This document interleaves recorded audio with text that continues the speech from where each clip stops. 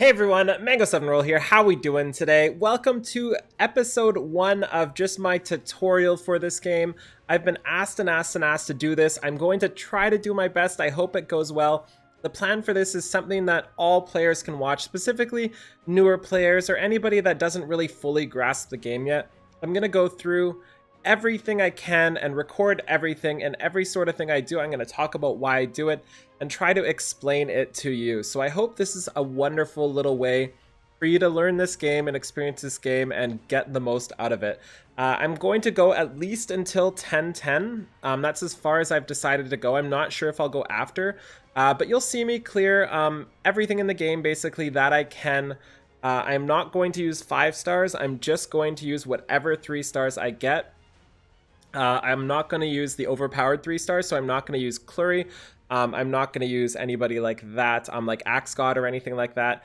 I'm going to use lesser known heroes and just have fun with them. And this should be a learning process for all of us. So I hope you enjoy this, because I sure am too. And let's get going. I'm going to cut through a lot of stuff, so there's going to be lots of cuts in and out.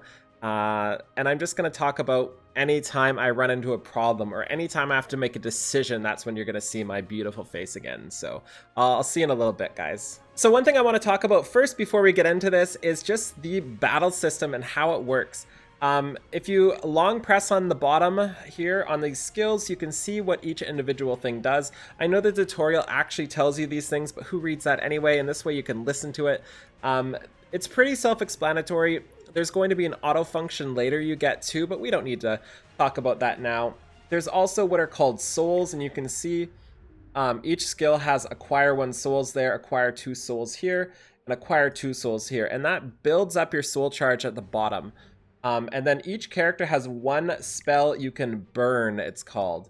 And if we look at her here, so if we are burning her skill, Key to an Oath, it consumes 20 of the souls that we've got together, and it attacks the enemy and greatly heals all allies. So it adds an additional effect onto her main ability. We're also going to get Guardians later, which will be put in this spot here, and it will also use souls. Everything else is pretty self-explanatory except for this top little hourglass figure here. This shows the turn order. So there's a couple things going on here. One is the percent at which they're at currently. We can see our 3 units. We can see Ruel here, we can see Raz here, and we can see the enemy. The person with the highest percent is going to go next for the most part. There's a couple things that change how that order works. One is people with higher speed than another person will charge their bar faster, and 2 is combat readiness, which is another stat we'll get into later, will boost that bar. So somebody can be boosted ahead of somebody else, but in general, the higher the combat readiness, the higher percent here, the faster that person goes, the next the turn order goes. So Ruel's gonna go first, Raz is gonna go second, then this guy is gonna go third for this battle, just as an example. One thing that's worth noting to you guys too is that the story in this game is amazing. If you're the type of person to not read gacha game stories or mobile game stories because they're not very good, you should really give this one a chance. They really pride themselves on character interaction and how the world is developed and each individual character's development. I think it's absolutely amazing and something everybody should read all throughout the thing. It's 100% worth it. I really promise you'll like the story. So I really, really, really recommend you to read the story as you go ahead. Don't just click the skip button. And we are greeted with our login bonuses here. This is a 1-month login bonus, 28 days. It's not like Summoners War if you played that where it resets at the end of each month. This just goes consecutively. Everybody's on a different schedule. So the important things here are these bookmarks are really great. Gems are always good, or sky stones, and these are the coveted gold transmit stones. These are the most important things in the game. So try not to miss your login dates, even if you don't plan on playing too much. Get your login once a day and get those exciting summons going. So this is just the World's End pub. I love this little setting, and of course it's going to make us go do something else. So once we get back into customization and stuff, we'll come back to you guys and talk about it here. So we're on the battle results screen here, and if you click in the bottom left under my face, under battle results, you can take a look at how the battle worked. You can sort by attack, defense, or support. These are buffs, these are healing, I think, and this is just attacking. So we can see Vildred here did all the damage versus Raz. Just a cool little feature here we can see, and we'll see you next time we get a little control and some little opportunities. I was going to do this as just record everything and go through all the stages, but in all honesty, that'll be like 56,000 hours worth, so let's just go to highlights, and I think that'll be better just for a series sort of thing. So we've now unlocked connections. Connections are just a place to get a couple unique units. I can't click through them now, but we might as well see. We can click on this little table here. That's where they'll be. You can see a list of them here. There's a couple that you really can't get outside of this place. Like one of them is at the bottom, of course, under my head, as it always is. And there's another couple here that'll really help you out. We'll talk about them more as we get access to them, but just know this is a thing. Anytime you see anybody sitting at this table, you can try to recruit them however way they like. So we can now look at our team setting too. The leader spot is a very important spot. The enemies are more likely to attack that spot. So you really want to have your tanks or somebody that just wants to take the hits in that spot. A good example are healers. Healers are actually pretty much the best tanks in this game right now. It's kind of weird how that works. There's an artifact, which we'll talk about later, called Prophetic Candle. And that is just very, very good to put on healers and put in that front spot. So just keep an eye out for that. If we get one, we'll talk about that later. For now, I'm just going to run with my Raz and Aether. But if you check out your mailbox here, you also get a couple cool things. You get Mercedes and some energy. Mercedes is a 4-star, so I'm not going to use her on this team, even though she's worse than a lot of 3-stars, but you can absolutely throw her in on your team. She's not the best unit, but Raz has a combo attack here where attacks the enemy repeatedly and triggers a dual attack from the ally with the highest attack. So if you have nothing else, using this command strike generally makes Mercedes attack next, and then it does a lot of damage with her first skill. So just super keep that in mind.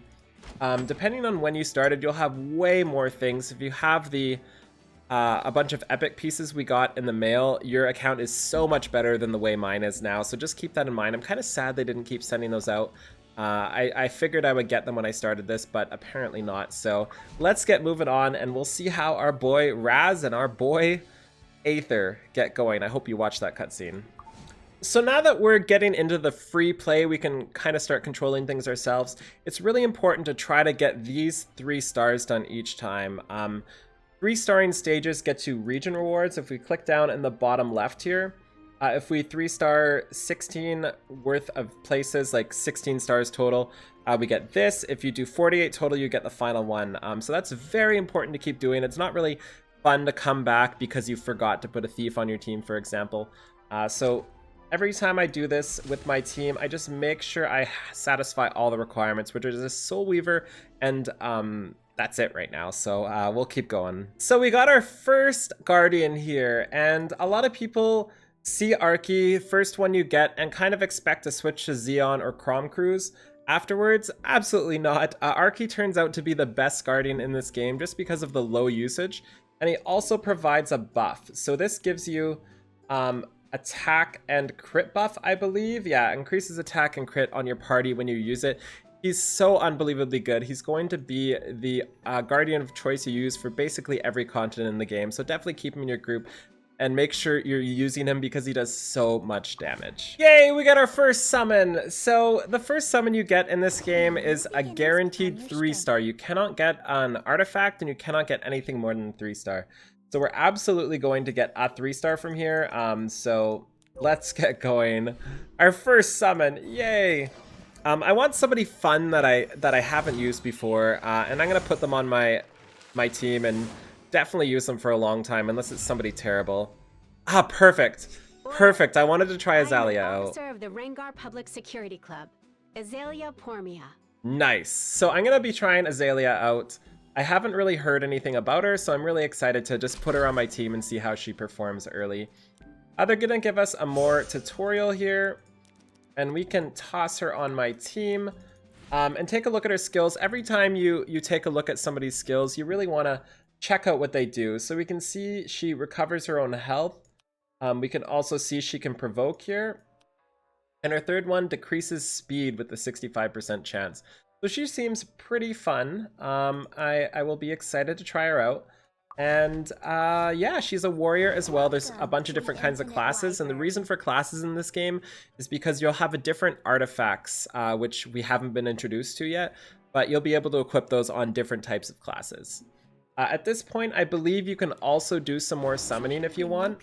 So if I had enough gems here, we would be able to summon. I'm going to check my mail. Doesn't look like there's anything. Another thing we can check here is reputation down at the bottom. Reputation is where all your daily quests are.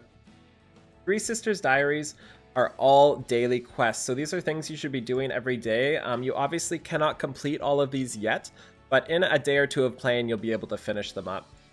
So we can click on Request Covenant Summon here. I love this maintenance thing just packed on top of everything. And we also have, 10 gems there. And we can recruit heroes through connections. Yep, that's some more. We'll talk about Stigma later as we get introduced to it. One thing I want to mention too, just in case I forget to mention it later, as you level up your reputations here, all of these little areas are reputations. So when you do a quest in this section, you get Three Sisters Diary rep. If you do a memory chain, you get memory chain rep.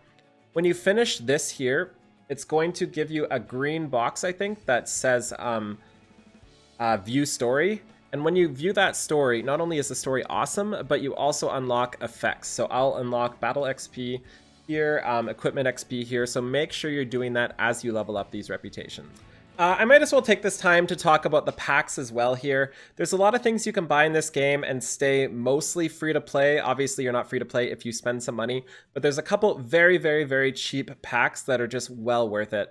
One of them is the Welcome Pack. It's $4. It's a cup of coffee. I think this is worth it. You get a bunch of penguins, which can strengthen your units at the start. Usually later game, you'll want to sell the penguins instead of using them on your units. But early game, if you use them on your units, it'll be much more beneficial in the long run. But make sure you line up your colors with your character. So for example, if you have Raz, a fire unit, you want to use a fire penguin on him to get the most XP out of it. You also get 10 Covenant bookmarks, which you use to summon. So that's 2 summons, not very much, but it is what it is. And 90 Skystones. I don't know why they did 90. It takes 100 to summon. They should have just done 100. There's a couple other very important things in here if you want to spend money. These are all in Canadian dollars too, so you can expect them to be 30% cheaper, something in USD. A rank up pack is a once per account purchase. There's also a rank up pack 2 that you get when you hit rank 50, but that will cost extra money. These are really good value, and definitely if you're going to spend money on the game, something you want to buy. That said, I think the most important pack you can get is this one here. This is a $7 Canadian pack, so I think $4.99 US dollars. It lasts for 30 days. You get a 10% bonus in XP permanently for that 30 days, and you get 900 Skystones and 200 Skystones immediately. So 1100 Skystones total and the XP boost. It's insane value, and I really think anybody who can shell out enough for Starbucks or something like that should be buying this to not only support the developers, but also just give your account a pretty decent boost. There's also monthly pack 2 here, which is not as good as the original one. This one is a little worse than monthly pack 1. I do buy them both personally just because I like to support the game, and I personally really like monthly options here. So if you're wanting to do a monthly thing and just get little value here and there, this is a fantastic option. Next up, we have the monthly summon pack, and this is one of the big ones. This is for the people who really, really, really want to spend the money. If you buy this once a month, these reset, and the first one you buy every month gives you a guaranteed 4 to 5 star unit. And I think the rates are higher to get a 5 star. I think it's like 12.5% or something. I may be incorrect though. This is a fantastic purchase if you want to get a little bit of a boost to your account, something to get a little bit stronger right away. I don't buy this one as much, and if I do, I buy one a month just to get the 4 to 5 guaranteed unit. There's also the gold pack. I don't like buying this one. Buying gold just feels not so great to me, so I try not to buy that one. I don't buy this one. There's also the leaf pack. I haven't done the math on this one, but I don't buy this one yet either. Maybe in the future this is something I might consider, but for now, not so much. And finally, the nurture pack. The nurture pack is a decent thing to buy. I think you can actually get more gold out of the nurture pack than out of the gold pack. That's something to consider if you're into it, but absolutely do not buy this if you're buying it for the penguins just to use them on your units. That's absolutely not worth it. So those are all the current packs we have right now. Outside of this, there's Molagora packs, they're called. These are used for skill ups, and a lot of this might be over your head right now. That's okay. You'll understand more later, but I might as well talk about it now. There's limited Molagora packs. These are very important. If you're looking for something you can't really get in game as much, these are what you want to buy. They're $70 Canadian, I think 49 US dollars. Take a look at that.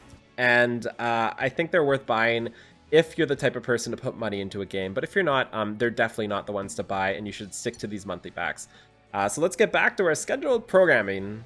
Okay, so we're in 1.5 right now. So welcome to our first free movement stage. There's a couple things to notice here is if we click on the map in the top left, it brings this up. They're pretty much all done about the same way, so it's really important to understand how these work and why these work this way. So first off, we can see where we are. We can see a person right here. We can also see a bunch of locked doors.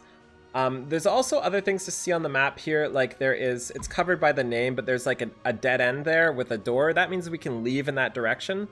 And whatever label is next to it leads us to that zone. So for example, if we are to leave out of this door here, we leave to Snowdrop Garden.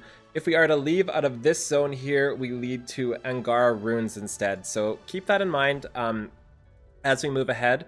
There's also gold chests. We can see 1-5 Tyrell Castle. Gold chest is one of the stars. We cannot complete this time around, but a lot of times there's little dead ends, like you can see where my mouse is here. Usually places like that give you some sort of reward, some sort of chest, some sort of lock, some sort of something. So if you ever see little dips in the area like that look out of place, definitely go check them out to see if there's a chest in it. So we've made it to the end here, and there is unfortunately no way to get past here to get this chest. So what we're going to do is we're going to use the clear portal, and that opens up new places in this zone. So we got our 10 sky shards there. We can also see, hopefully it doesn't tutorial, it's going to tutorial us. Okay, we're going to the sanctuary, good. We'll learn some more things here. Sanctuary is really important to talk about. This is your home base that gives you a bunch of passive upgrades. I have a guide on it. I'll try to link it in the description below. It's pretty important to follow this sort of guide, and I'll talk about these as we unlock more areas. But definitely, if you're ahead of where I am now, make sure you check out my Breath of Orbis guide to kind of understand where you should put your points here. So the first one is going to put it in without choice. So we're going to be putting it in where it says. And what this middle building does is just passively generate you sky shards and gold. There we go. Perfect. So now, whenever we see a red dot... Oh my god. Tutorials! I'm trying to tutorial. Why are you tutorialing me in my tutorial? So whenever we see a red dot in Sanctuary, that means there's something to do in there. So odds are your capacity is full. So if you ever see a red dot, go in there and figure out what's going on and go do that really quick. Next up is equipment, I guess. We'll tutorial you here with this as well. So equipment is where your character gets all your strength. There's a lot of ins and outs to equipment, and we'll go through them later when we have some more examples. But for now, we're just going to equip what they say here. It's also... Here we go. We also get this charm here. These drop everywhere randomly in the world, basically. And we can enhance stuff with it. Charms are the best way to enhance, because they cost less to enhance than if you were to enhance with these. So for example, to upgrade to +7 with a charm would cost you less than to upgrade to +7 with one of these. So it's always better to use charms if you can. There's a bunch of sets they're talking about here too, which we'll figure out. Let's just keep clicking through here. There we go. We have our freedom again. So one thing that is really important is to lock. Anytime you have a piece of gear you want to keep, make sure you lock it, because it's really easy to auto sell stuff in this game. We can also see our full bags up here in the top right in our inventory system, and we can see through all of here. We obviously don't have too much right now, and we can sort by all different ways. We also have an artifact section which we can't figure out yet, and we also have some more information here.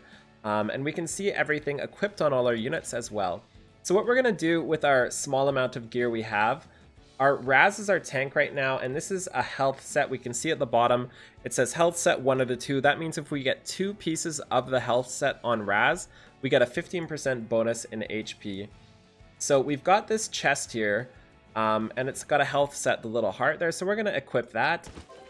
And that gives us the bonus to HP, which is actually pretty big at this stage in the game. We've also got an attack set there, and I think that's all the gear we have. Yeah, that's all the gear we have, and if we see the attack set, it takes 4 pieces to get 35%, so we can't possibly do that right now with the gear we have. So I'm going to go over to my Azalea here and give her these boots. They don't really do much right now, but we might as well put them on, and we'll give her this attack set too. And I think that is it for gear, but we have one more weapon left, so let's go to Aether here and give him the heart. I'm also going to lock my Aether just to be safe. I'm going to lock my Azalea just to be safe, and I'm going to lock my Mercedes just to be safe. So we have 100 gems, so let's go do our daily summon here, or not our daily summon, just our straight up summon. There are 2 things you can summon on, and this is going to change depending on when you're playing. One is the banner, which is completely dependent on which character is currently on the banner. It's important to note that whether you want to summon on this one or Covenant summons is different every time. That's one of those things you kind of have to figure out what you're wanting to get. The Covenant summon is basically everything, and this one is basically focused on this unit. So we can click down to, I think it's this button here. Yeah, this button here, drop rate increased. You can see the drop rates for everything. So for example, the 5-star drop rate for this one for a hero is 1.25%. And we can see it's generally 0.02% per 5-star. But if we get down to Bologna, which is the actual focus of this banner, it's 0.8%. So if you get a 5-star character, it's pretty likely to be Bologna versus anybody else. The same thing with the right side, which is the artifact. It's pretty likely to be Iron Fan instead of anything else. But if we go to Covenant Summon here, we can go to this and we can see that each one just has a 0.06 chance. You have the same chance of getting a 5-star hero, just you're not going to get Bologna in this one. It's going to be completely random which one you get. And it's the same with the artifacts as well, so super keep that in mind while you're doing these. Let's just do our summon on Bologna here. I don't usually like spending Sky Shards straight up on summons like that, but because I have no units, I'm just kind of hoping to get a 3-star here. We got a little achievement there. That's one of those quests we talk about to fill the hero journal, so because of that, we know we got a hero. And also while we're summoning, there is a character on the left side. If you watch that, go rewind that really quick, you can see a knight holding his sword down. That's really exciting. I really want to try her too. I will gore you. I'm really excited. I've got an awesome team. I'm so excited right now. You'll see a character holding a sword. That means you're going to get a hero from this unit, or from this summon. There's also another one that shows up on the left side, and if that is what looks like a bunch of shapes, that means you're going to get an artifact. 2 more things. 3 more things actually. If the book opens and it's gold, that means you're going to get a 4-star. The same thing stands with heroes, whether or not it's a hero or an artifact will show up on the left page. And finally, if you get a character pop up on the right side, so somebody will pop up and say something, that means you're going to get a character, a 5-star character. And if a character pops up on the left side, I know this is the right side now, but on the left side down here, that means you're going to get a 5-star artifact. So hopefully that half explains this to you. You also get a little bit of lag before you summon a 5-star, so that's kind of a fun and intense moment too. Finally, attached to summoning here, let's go do some dreaming. So if we click on the top right in this little 4-box thing, we can click on Journal right here. And then we can see all the units in the game currently. So if we click on Hero Journal in the bottom left, we click on View All, which you can't see because of my face again. We can see everything here, so we can... Oh my god, maintenance, go away so I can show this. You can't see it because it's under here, but you can click all the different elements here and split them up however you want and browse through all the units. So let's say you're browsing through and you want to see Best Girl Araminta. You can click on Araminta here, and this shows who she is, talks about her right here, gives a bunch of stats at the bottom right, which are not really important yet, but they will be later, I think. You can also do things like preview her stats, see what she looks like when she's awakened, which we'll talk about later. You can also do, more importantly, specialty. This isn't the more importantly one, but you can see this. You can see who she's tied to in the game, kind of read about her talks within each other character. And then we can go to preview skills here, and you can test out any character in the game's skills. This is really awesome because you can kind of see who you're hoping for and kind of figure out who you want to use and who you want to build. So this is a really great feature of this game. And finally, we finally have auto battle, the best feature in any game ever. We can click it in the top right here. We can click it to turn it off as well. There's not really much to say about auto battle. If we click on any of these at the bottom, which you can't see because of my head again, you can turn off their skills. So if you don't want Raz to use his skills, there's a couple of reasons to do this. One is maybe because you want to make battles faster and don't want to see the animations. Or two, there's often some characters who play better without their third skills on auto. So that's one thing to keep in mind. Another is there's stuff like these that you can click on the way. I'm sure you figured that out by now though. And finally, if you click on a unit, so let's say I want to attack the back frog. If I click on it, a little red thing comes up and then the characters focus on them that way. It's a battle with the camera to try to get the clicks in, so keep that in mind. Now that we have auto, let's head back to Tyrell Castle here.